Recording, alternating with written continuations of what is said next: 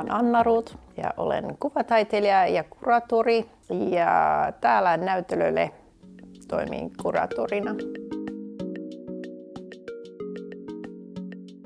Tässä näyttelyssä on 5 taiteilijaa.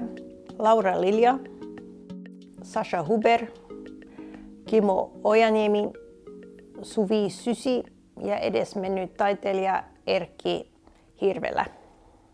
Laura Lilja on veistäjä.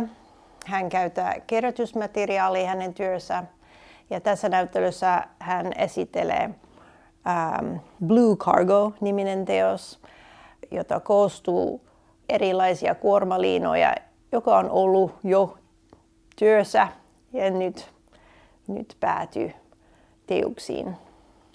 Sasha Huber esittelee teossarjaa tai osaa sitä teossarjaa Remedy for Life. Ja hänen työkalu on niitipyssy ja hän sitten rakentaa näitä teoksia niiteistä.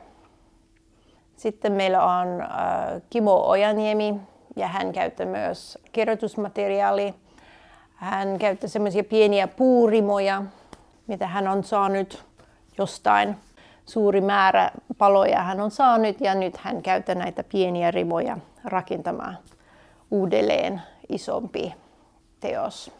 Ja Suvi Sysi on graafikko ja hän on tehty tälle näyttelylle uutta grafiikan teos, mitä on myös reliefissa, eli semmoinen 3 ulottuvuusaspekti siinä hänen teoksille.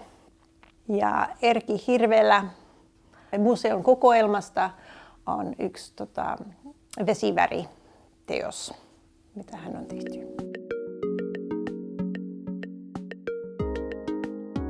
Kestävä kehitys on semmoinen sana, mitä on tosi yleinen.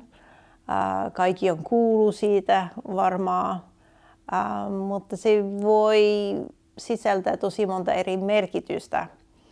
Tässä tapauksessa mietin, miten päästään jatkamaan elämää mukavassa olosuhteessa. Se on aika laaja kysymys ja se voisi sitten katsoa tosi monta eri näkökulmasta. Taiteen näkökulmasta, että miten se voi auttaa meitä jatkamaan mukavaan elämään.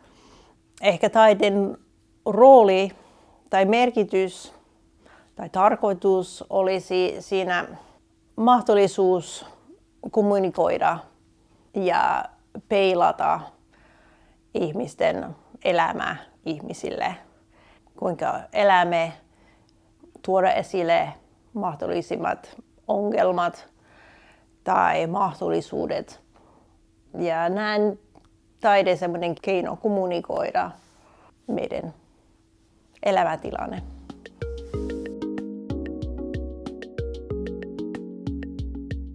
Kestävä kehitys näkee tässä näyttelyssä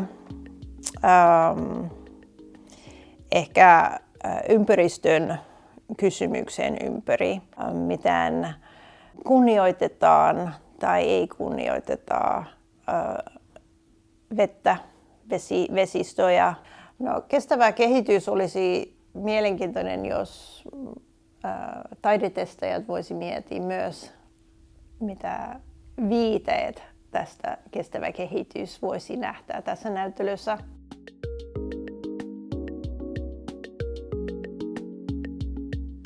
Tämä näyttely oli rakennettu vuorovaikutuksessa Annu Vertasen näyttelyyn. Annu Vertanen oli lähtöpiste tämä koko näyttely ja olen valikoinut taiteilijoita, mitä haluaisi rinnastaa Annun teoksiin.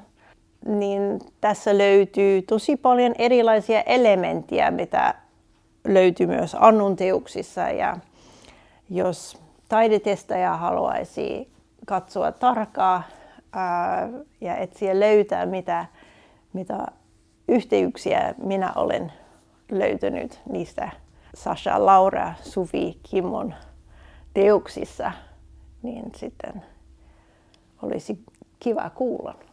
Tervetuloa taidenäyttelyyn ja toivottavasti teille syntyy uusia ajatuksia ja näkökulmia.